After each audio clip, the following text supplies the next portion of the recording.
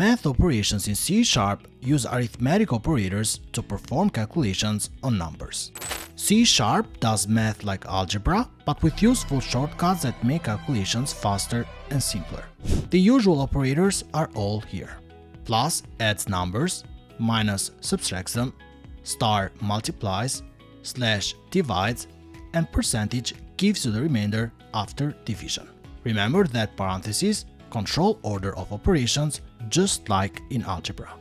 When you divide two integers, for example 5 by 2, C# gives you 2, not 2.5. That's an integer division. If you want decimals, make at least one number a decimal, for example 5.0 by 2, or cast it using double. C# also gives you the math class in the system namespace with functions to find the square roots, powers, or to round numbers.